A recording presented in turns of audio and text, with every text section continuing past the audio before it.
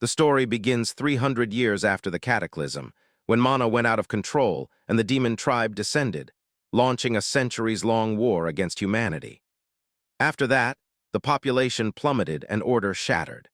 But hope still remained because 10 professionals awakened great magic and constructed joint rune parts that blocked the demon invasion, allowing humanity to survive in temporary safety. From then on, humanity entered the era of universal awakening, where everyone could awaken an occupation upon reaching adulthood. The occupations of the first 10 awakened powerhouses became the inheritance occupations, and only one person could exist for each inheritance occupation at any given time, making them the pillars of humanity. The scene shifts to Fengchuan City. In the year 335, the occupation awakening ceremony was taking place.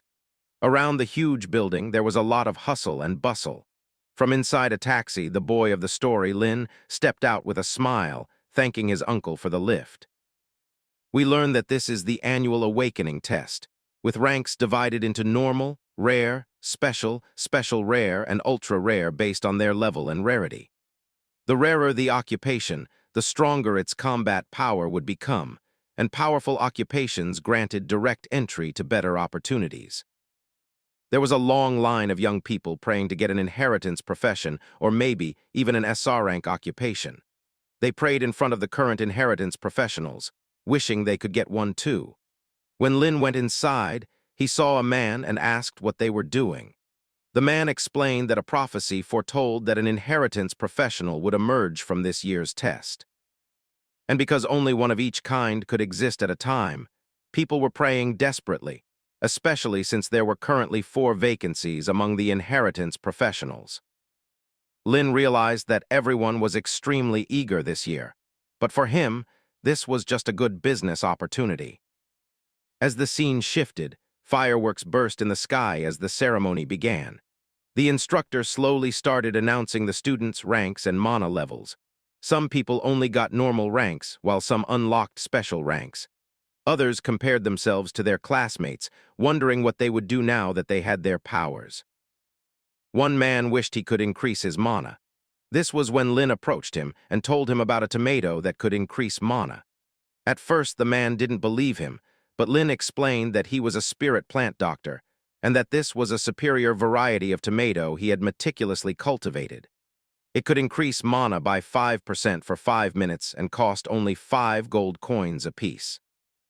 Lin also had hunger relief sweet potatoes, fat-burning cucumbers, and mighty potatoes with various effects. People who heard him at first thought it was a scam, but they decided to buy one to test the buff. Besides, they were sick of eating energy bars every day and wanted to try something natural. Hearing their interest, Lin analyzed the positive perception and announced that it was a first-come, first-served basis, and once the fruits were gone, they were gone. He also declared that the first customer could have a free sample. The man who wanted to increase his mana hesitated but eventually ate the tomato. The moment he did, his mana really increased and his body felt lighter. While Lin continued selling his fruits and vegetables, another man approached him, noticing that these vegetables were developed by the Extraordinary Academy's College of Agriculture and were normally supplied exclusively to special rare rank students. Lin agreed, telling him that this was a special event just for the assembly, since many there would become academy students in the future. Hearing this, the man made a strange but excited expression and tried to buy all the vegetables at once. This caused an even bigger commotion. Everyone started bidding, buying far more than they needed once they noticed the deliciousness of the produce and the real effects they were getting. It was clear it wasn't a scam.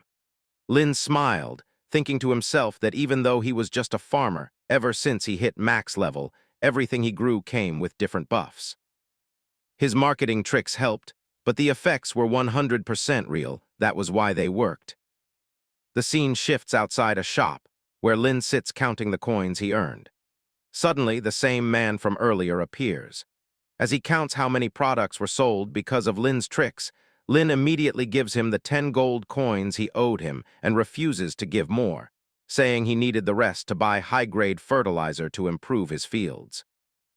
The man smiles, revealing he is Lin's friend, and tells him that since his spirit plants are so useful, he should grow even more.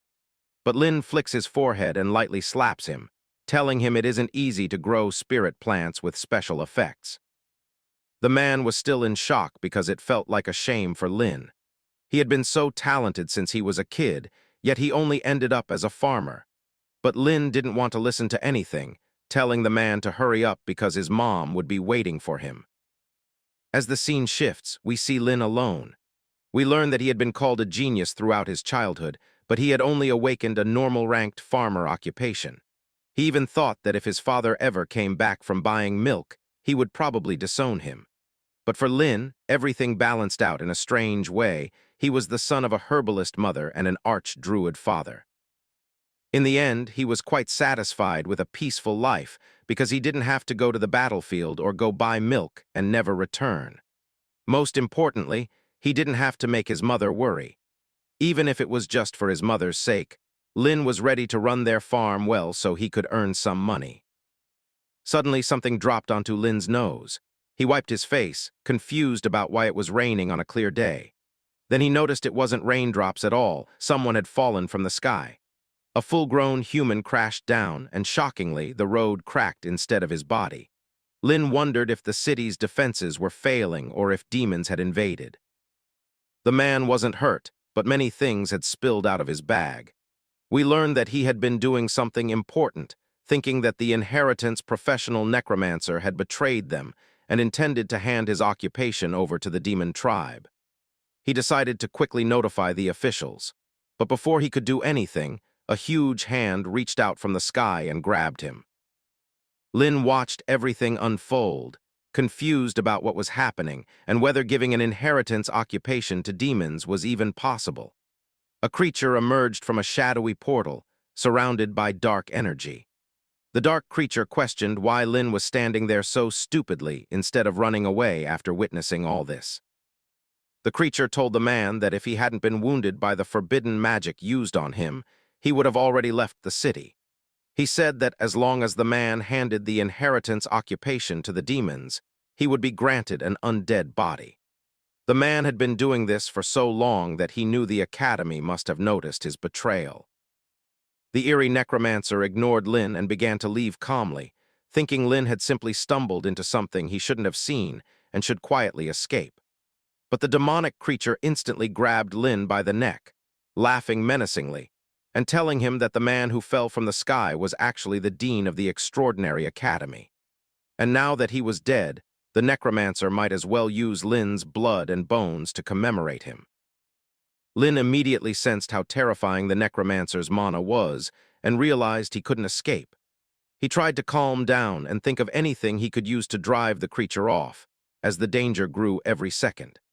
After quickly analyzing the scene, he noticed a farming tool lying nearby, something that had scattered from the man's bag.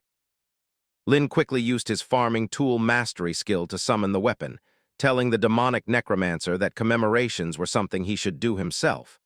With all his strength, Lin slammed the weapon straight onto the necromancer's hand, fully expecting to be sent to the 18th hell for it. Instead of being injured, the necromancer was shocked. How could a normal-looking kid, a mere farmer, actually hurt him? Lin didn't stop. He immediately widened the distance between them, grabbed an artifact from the fallen bag, and unleashed a beam of water and laser energy at the necromancer. The attack condensed the creature into a purple ball surrounded by evil mana. Somehow, the necromancer managed to break free, but he was bleeding heavily and clearly injured. Slowly, multiple purple distortions began appearing in the sky.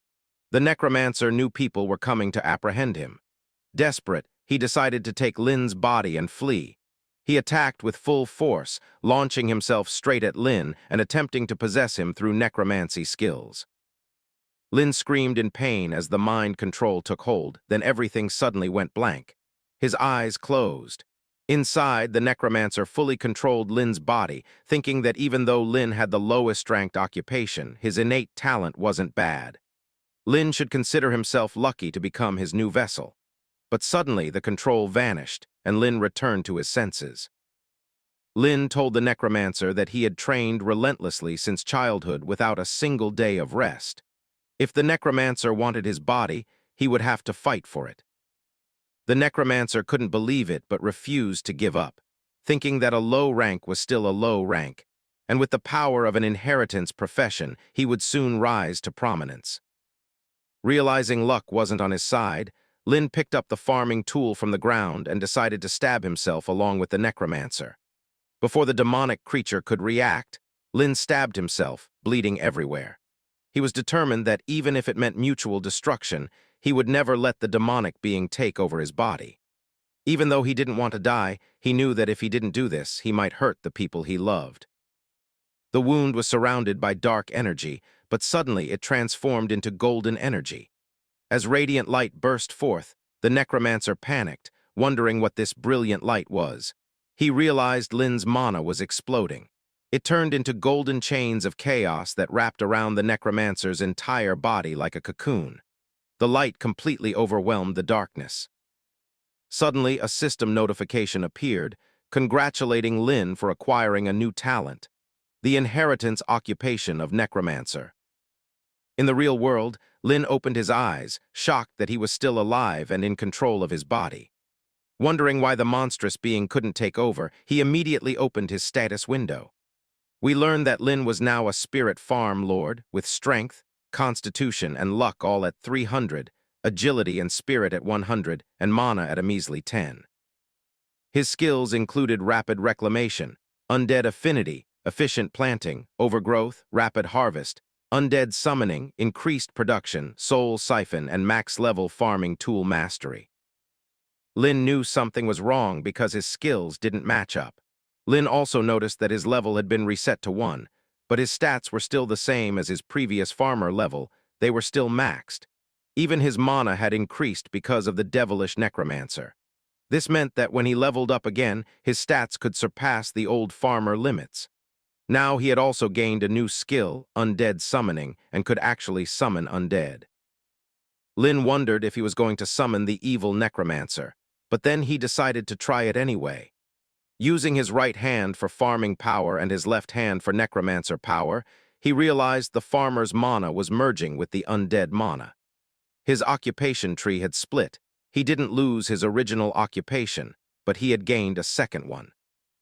It was then that Lin realized the one who had entered his body was the legendary inheritance occupation holder, the awakener of the necromancer class.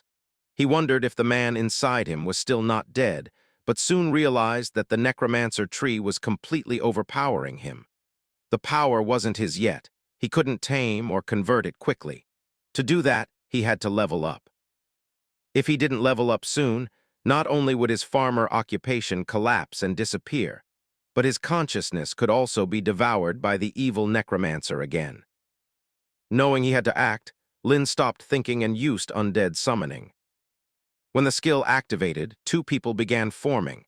One was the dead necromancer and the other was the dean. They appeared as undead sage and undead hound, both at level 1. Even though their levels were reset, their abilities were retained, and they could level up again. Lin didn't know what to do next. He noticed the enforcement team approaching and decided to get out of there. No one would ever believe that a normal farmer could kill two extraordinaries, but if his current situation was exposed, it would bring fatal disaster to him and his family. Now Lin was smiling to himself.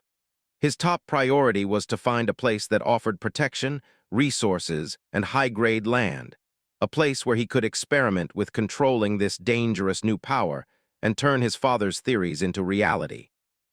The scene shifts to one day later, at Lin's family farmland. As he woke up, Lin immediately realized the necromancer's influence on his occupation wasn't gone yet. The plants he was growing had been mixed with undead power and were turning into strange things with an evil aura. One of the plants had even turned into a man-eating plant that snatched a sparrow mid-flight and devoured it.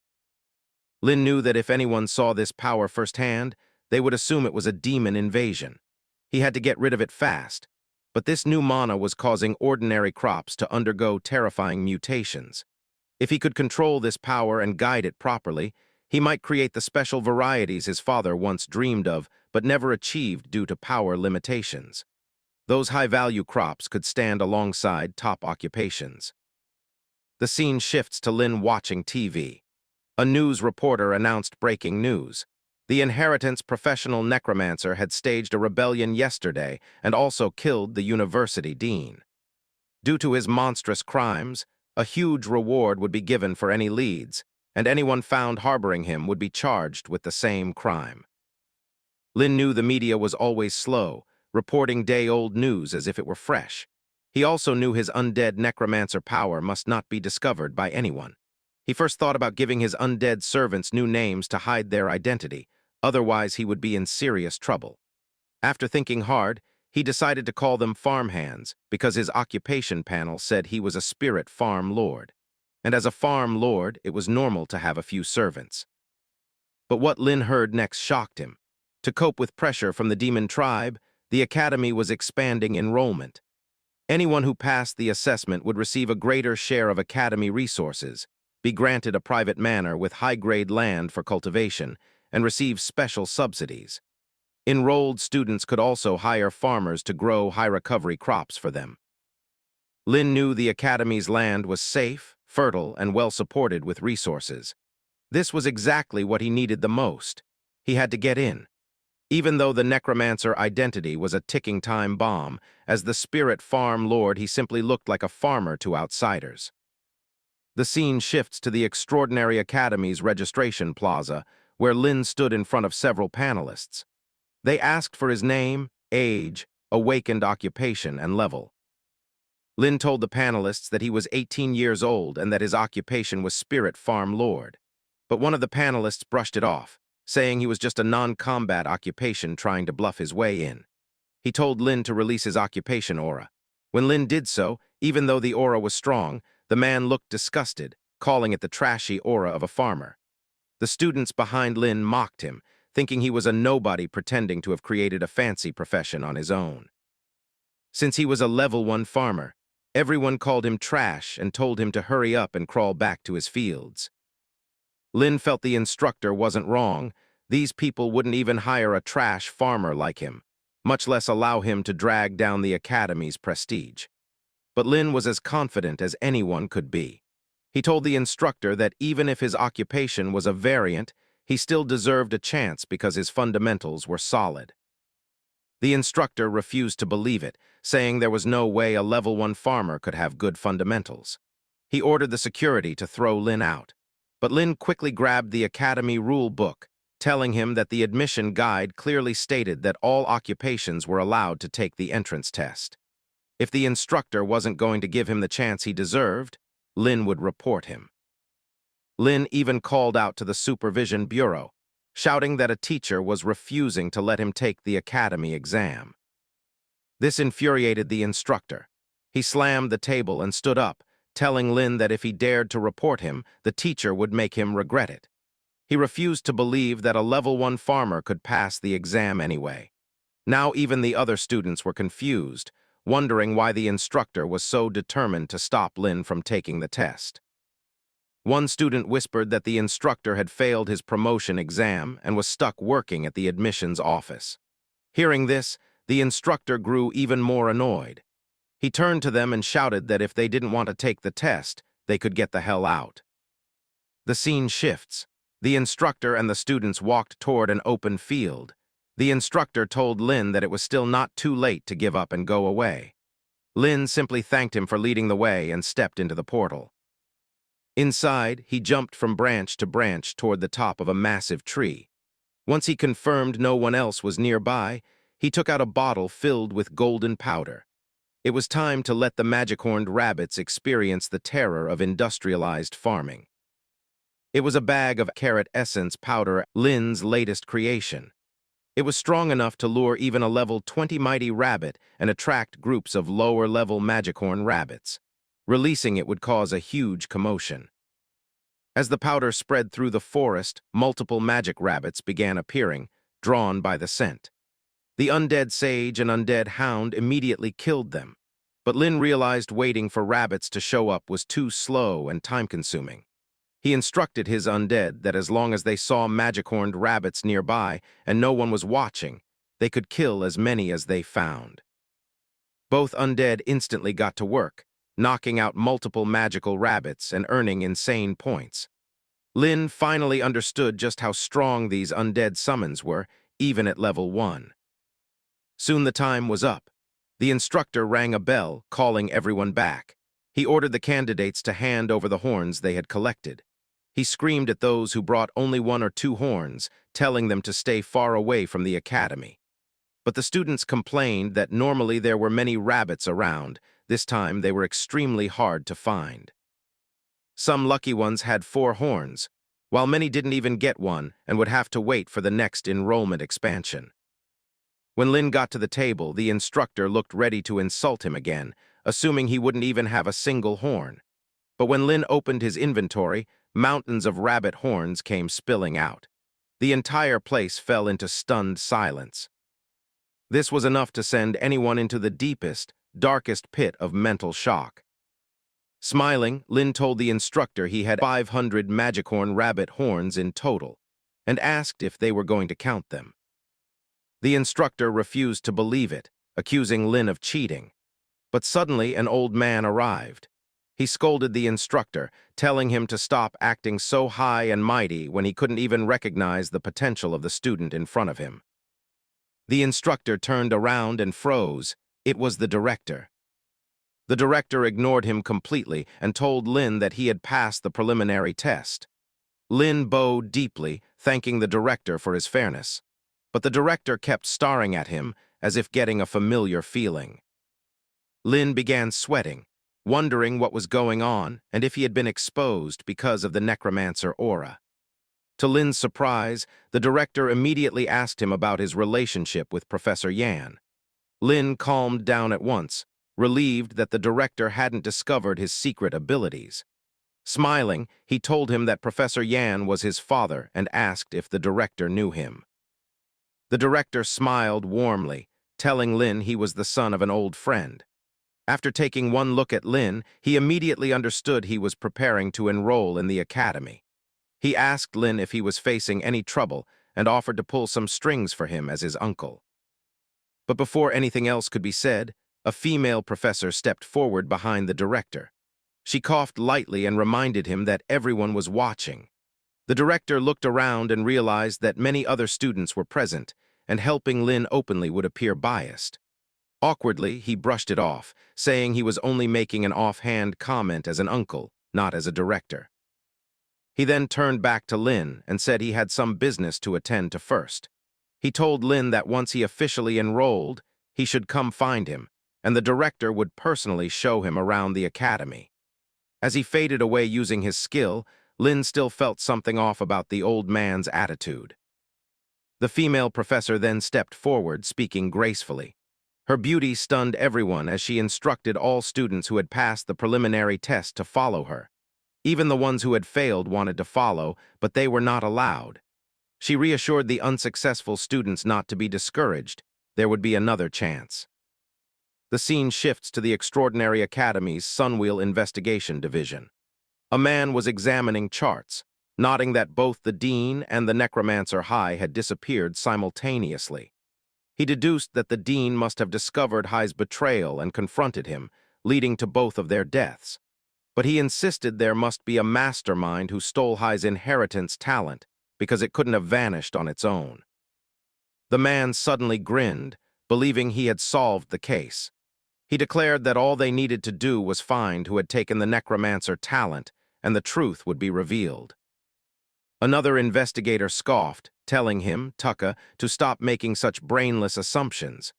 Tucka was shocked and angry that no one believed him. He yelled at them to wait until he found proof. A female investigator hesitated, asking if they should try stopping him. It wasn't good to offend Tucka since he worked for a duke. But another man dismissed her concern, saying the academy trained elites, not bootlickers. Suddenly, the director appeared before them. He announced orders from above. If they found High, they should kill him on sight. One investigator asked what they should do if High was already dead. The director replied that High might have already changed his identity. Therefore, they would now kill anyone who used necromancer skills for the safety of the nation. The scene returns to the Extraordinary Academy's retest mission hall. A huge portal appeared on the podium as the female professor stepped out. She explained that the retest mission required all new students to clear a level 5 special dungeon outside the city, the demonic beast lair, within a 3-hour time limit. Some students panicked, wondering how they were expected to clear a level 5 dungeon when they were only level 4 or 5. They thought they might have a chance if they wore down the final boss together, but the 3-hour limit was still too harsh. The professor smiled and told them they didn't have to clear it alone. They were allowed to form teams up to 5 people. Once their team was formed, they had to register with her to start the timer. Everyone rushed to find powerful teammates, elemental mages, support classes, and frontline warriors. But no one even looked at Lin. Suddenly, Lin noticed a pair of slender feet stop in front of him. When he looked up, he saw a cheerful girl. She introduced herself as a level 7 magic-type occupation. She had seen his preliminary test and believed he must be strong to kill so many magic-horned rabbits. She asked if he would team up with her. Level 7 was strong enough to solo the dungeon. If Lin were still only a farmer, he would have been thrilled to team up. But with his Necromancer identity being a deadly secret, he couldn't risk exposing himself. So he politely refused, telling her he preferred to act alone. The girl didn't insist. She simply wished him a smooth clear and walked away. The professor, overhearing this, was shocked that Lin was alone because the dungeon's difficulty wasn't low. But Lin assured her it was fine and prepared for the mission. She wondered if Lin was trying to solo the dungeon to earn the final boss reward, the Black Bear Scale, a huge boost for low-level players. But she still reminded him to act within his abilities. Lin ignored everything around him and simply thanked the professor for the reminder. He grabbed a scroll and prepared to teleport. The scene shifts to the outside of the demonic beast lair dungeon, in front of a portal swirling with blue energy. As Lin approached to enter the dungeon, even the instructors wondered where his teammates were. He informed them that he was going in alone, but the instructors immediately denied him entry, saying that a level 5 dungeon was too dangerous. They told him to come back after finding teammates. But Lin once again opened the guidelines, showing them that the rules allowed solo entry, and that he was simply exercising that right. The instructors couldn't believe that a level 1 student wanted to attempt a solo clear in order to earn the rare Black Bear Scale, thinking he had guts but doubting he had the strength. Since they couldn't stop him, the instructors reluctantly wished him good luck. The scene shifts to the interior of the demonic beast lair. Lin walked deeper into the dungeon as numerous demonic reptiles rushed toward him. Thanks to his training, he had already reached level 6, so the level 3 and level 4 monsters were no longer threats. As he dealt with them alongside his summons, he thought the guidebook was misleading. It claimed that the dungeon was full of monsters, yet there weren't as many as expected. But then Lin looked around and saw multiple crimson eyes staring at him from the shadows. He realized this was a good chance to test his new summoning method. He activated Undead summoning, calling out all the reptile monsters he had just killed. He commanded them to charge toward the glowing crimson eyes so he could slowly wipe out the herd. This time, the Undead Sage and Undead Hound didn't even need to move. The weaker undead minions alone were enough to clear the area with speed. Lin realized the summoned undead retained some characteristics from when they were alive. Although they were aggressive, they had low intelligence and could follow only simple commands. They also consumed very little mana. That made Lin wonder if he could use them for chores like fetching water and other work so he could live lavishly. Then it was time for the Undead Sage and Undead Hound to fight. They rushed toward the higher-level monsters, sweeping through the weaker ones like they were nothing. They cleared the battlefield with ease. Lin realized that undead formed from human bodies had much higher intelligence, could use skills they had in life, and were more flexible in combat. He even imagined making them do weeding and fertilizing in the future. After the monsters were defeated, Lin received a notification that he had leveled up to level 7. Now he had many powerful undead monsters at his disposal. Only half an hour had passed, and he had already reached the boss room. Inside the boss chamber stood a massive bear-like monster, chained with heavy metal restraints. Lin knew those weren't needed anymore and decided to test his combined combat power. He summoned the undead sage, the undead hound, and every undead creature he had created so far. He commanded his minions to tie down the monster from the front and weaken it with curses while the rest attacked its joints and eyes. As Lin swallowed his own medicines to recover mana needed to sustain such a large swarm, he noticed that coordination among the undead was becoming more and more fluid. They were slaying the beast without any issue. Finally, the undead hound struck the finishing blow, releasing a violent burst of purple energy as dust and debris exploded around the room. A system notification appeared. Lin had leveled up to level 8, receiving multiple rewards for defeating the boss. For him, the +10 constitution bonus was meaningless. It wasn't even as good as the buffs from his super crops.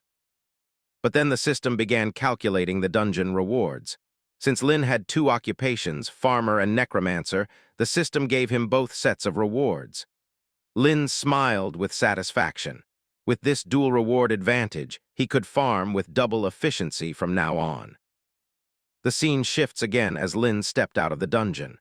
Everyone stared at him in disbelief, wondering if he had actually completed it alone. The instructors didn't believe it. No one came out that clean after fighting hordes of demonic beasts. The students whispered that Lin must have gone inside only to hide and save face. But at the registration table, Lin faced the female instructor, casually handing back the scroll he had used. She checked it and froze. He had actually passed. Not just passed, he had solo cleared the dungeon. Lin only laughed as he watched the shocked expression spread across the professor's face.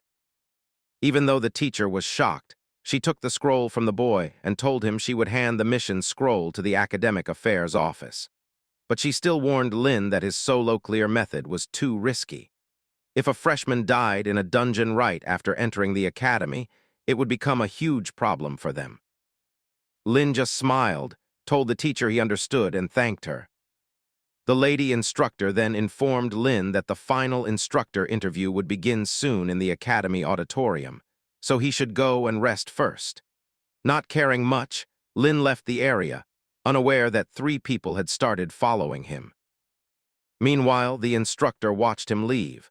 Hopping this experience would teach him that being too rash in the academy was not a good idea. The scene shifts. Lin was walking toward the academy's forest area and had already noticed he was being followed. 3 people were behind him. Even though Lin knew, he ignored them and focused on checking his inventory. The 3 stalkers whispered among themselves, shocked that Lin had solo cleared the dungeon.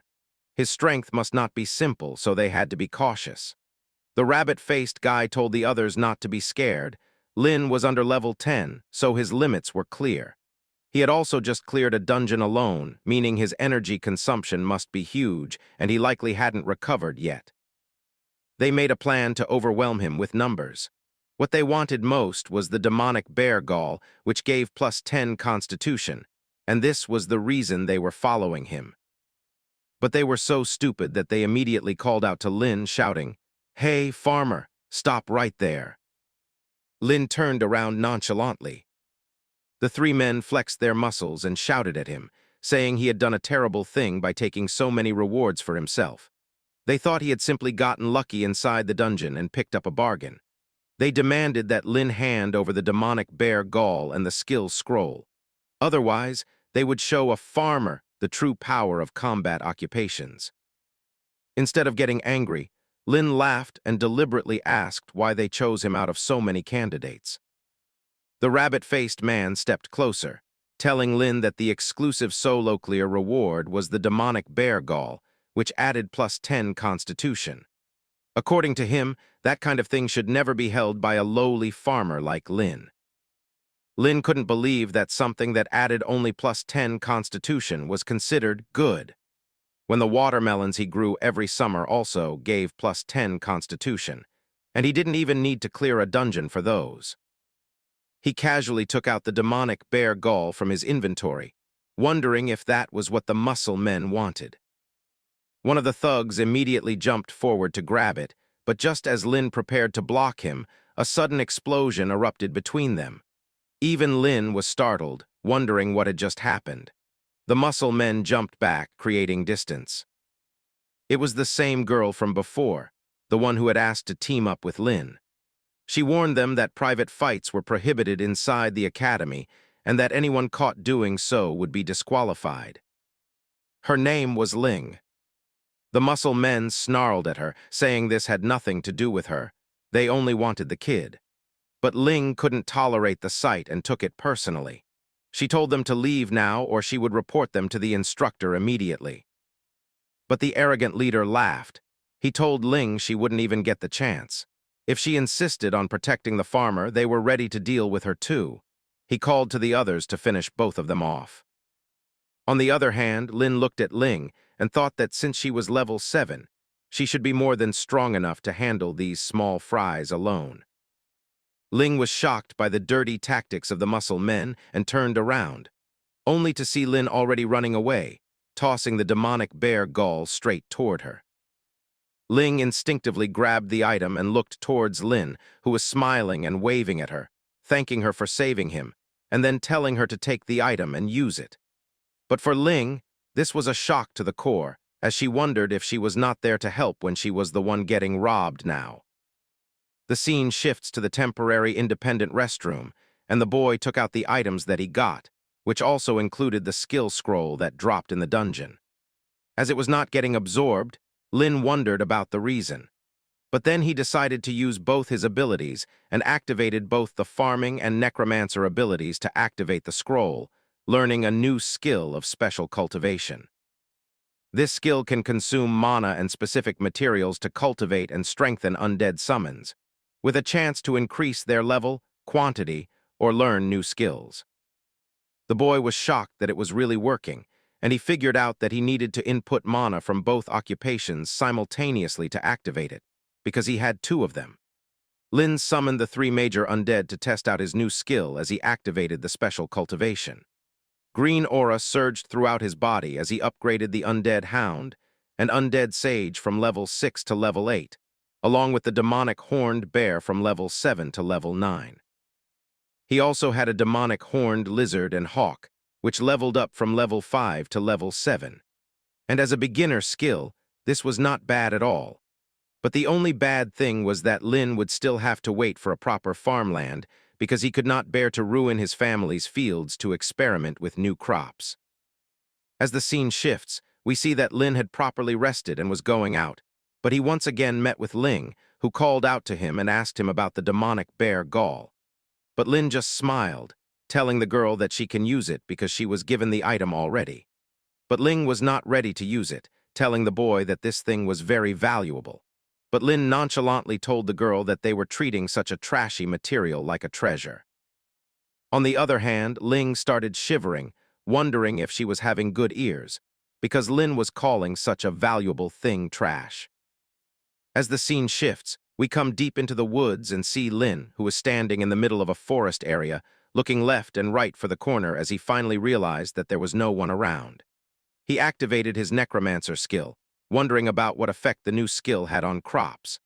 As the normal-looking grass and flowers mutated into evil ones, they were even more vicious than before.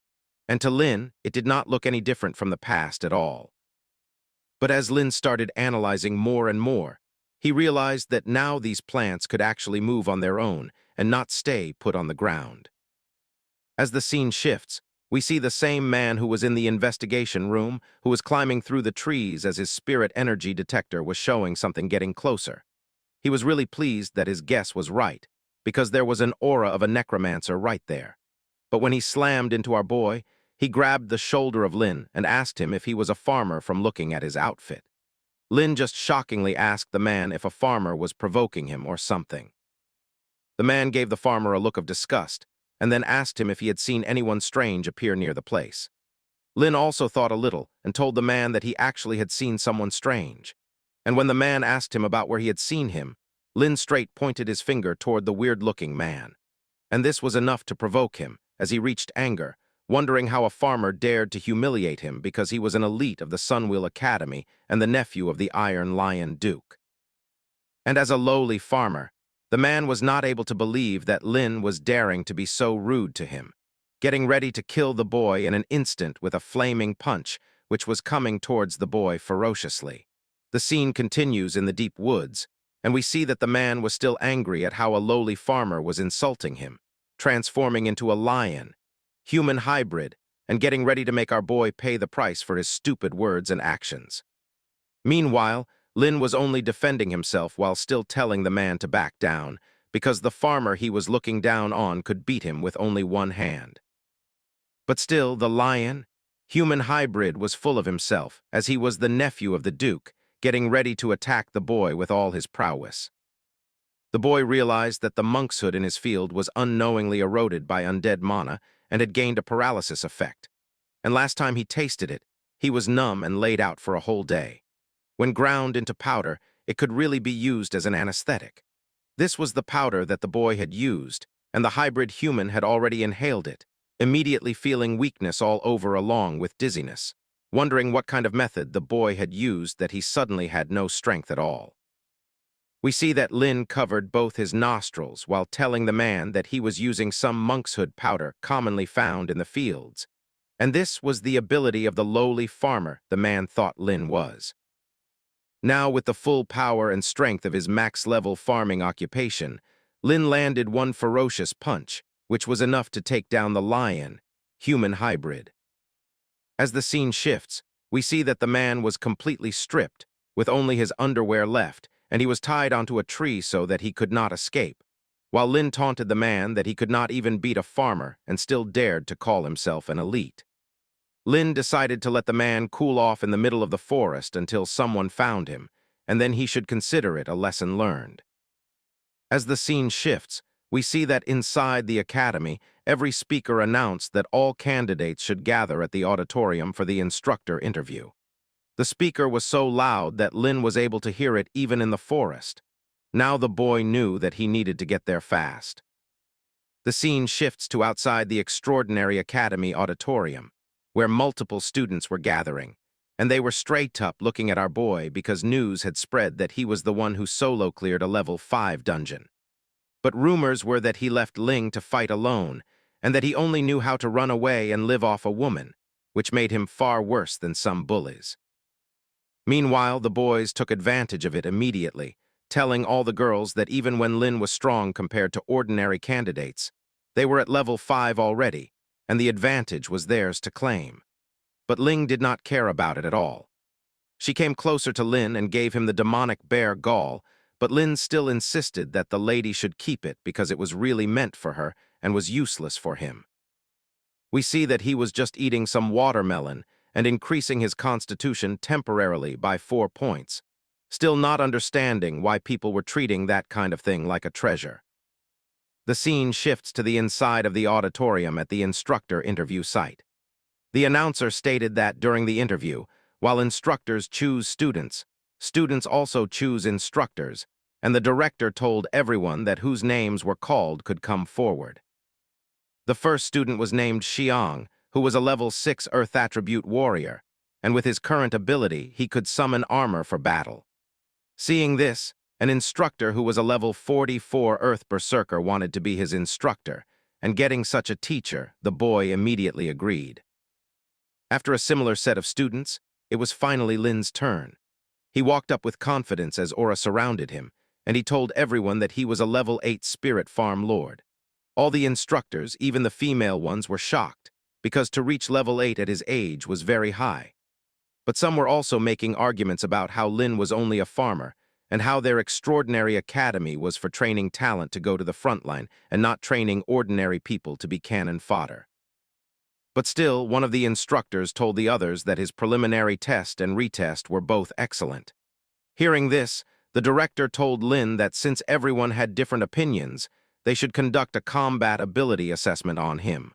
All the teachers agreed. Lin started using his aura while the director wondered if the boy was willing, because after all, his ultimate goal was to go to the front lines to fight the demons, and if he did not have combat potential, then going to the front line would just be a vain sacrifice. Lin was in a bit of a fix because he knew that his current combat ability was not high, and fighting without exposing his necromancer abilities was difficult, but he still agreed. The auditorium was cleared temporarily for the fighting match, while one instructor was ready to do so. It was announced that the assessment was simple, and the boy would have to last 5 minutes against the instructor to prove that he had combat talent. The instructor immediately got ready with a golden light flashing through him, and even Lin realized that the instructor was strong because the pressure of someone over level 40 was completely different. All the students felt like they could not breathe. But Lin only took a defensive stance and was having no effect, and it was as if Lin was feeling nothing. Even the instructor was impressed with Lin, telling him that his persistence was making him think highly of our boy. He told Lin to use all his abilities against him and attack with full force. But Lin smiled while he enveloped himself with a green aura, knowing that the pressure of level 44 was indeed powerful, but he could still handle it for now. Meanwhile, he also combined his farming ability with undead summoning and called out to his servant plants. Even Lin was surprised that this trick worked, because he had wrapped the undead in nature mana so that it could mask the aura of the undead. Besides, there was no one who would think that a bear who was looking like the head of a cabbage was an undead summon. Even the instructor was shocked that Lin had used a rare variant occupation, such as rich nature. The instructor got ready with his weapons in assassination style, and now it was the fight between the instructor and the undead summons who were disguised as Lin's farmland servants. As they clashed with each other, the instructor was having a hard time slowing them down, and the director noticed that the summon that Lin had was actually really loyal, because if other summons took such heavy injuries, they would have been unsummoned long ago. But then we see that the summon was completely healed, and it was shocking to the director, as he wondered if the instructor was now getting weaker. But for Lin, it was nothing, because they were undead after all, and they did not feel pain at all, and this kind of wound only needed a little mana to recover it. And even when the instructor wanted to show off a bit in front of the students, he did not expect that the student Lin would actually be quite talented in front of the director. The instructor thought that maybe he needed to bring out something real. He apologized to Lin in advance for destroying the summons and promised to compensate the boy. Because in ordinary summoning, a certain cost is required to sign a contract with the summon, and once it is destroyed, the summoned creature would really die and the contract ends. But now the instructor immediately called out to his berserker skill named Bloodthirst, and as the strike landed straight onto the summon, it was completely destroyed and disappeared, which made the instructor think that he had won, as he had a smug all over his face. The man thought that Lin would be feeling bad for having his summons destroyed by him, and that he would cry it out because he liked students with genuine nature the most. But Lin was completely expressionless and had a smug on his face, and the instructor wondered why the boy was not sad. He thought that Lin was indeed sad, and the sadness was so overwhelming that it had suppressed his emotions. But now Lin started activating his powers once again and took out some tentacles of green color, which grabbed the instructor from all over his body. The instructor realized Lin had so many summons and thought that Lin was playing dirty. But as this was happening, the director was looking at everything with a sharp eye. Frustrated by everything, the instructor activated his super berserker snap mode and went into full rage. But before things could escalate any further, the director immediately appeared in front of them, telling them to stop. The director told Lin that now he had proved himself and was qualified to become a student of the Extraordinary Academy without fail. However, as the nature-type instructors were on rotation at the battlefield, there was no one to teach the boy for the time being. But Lin did not care about that, and only wanted to know about his cultivation resources. The director assured the boy that the academy would absolutely not deduct anyone's cultivation resources, and his resources would be issued normally according to the standard. And in addition, as an outstanding student of this exam, Lin could also make a request to the academy. Lin thought that something was wrong because the academy was giving him freedom and free resources at the same time, which was too good to be true. But Lin still decided to try it out, telling the director calmly that he just wanted a piece of land. Even the director was shocked, wondering why Lin did not want any precious resources or high-grade equipment, and instead just wanted a piece of land. But Lin just smiled, telling the director that as his occupation was spirit farm lord, he could not be any kind of lord without land. Agreeing to the explanation of the boy, the director told him that there was a piece of training wasteland in the west of the city that had been idle for a long time, and Lin could do whatever he wanted with it. The director even told him that if he had any other requests later, then he could also come and find him. The boy thanked the director again and again, and it was announced that Lin could go and rest in the back while the other candidates were up for the selection. As the scene shifts, we come to a teacher's cabin, where we see that a person was reading the biodata of our boy Lin, who read that Lin had the spirit farm lord occupation, which was pretty interesting. We see that this man was the principal of the academy, and the female instructor called him for an urgent matter to report. The principal wondered what it was, and the lady informed him that a member of the investigation team named Tu Kaha had been confirmed to be brutally murdered by a necromancer, and the body was not far from the auditorium, and now they were suspecting that maybe the necromancer had infiltrated the academy.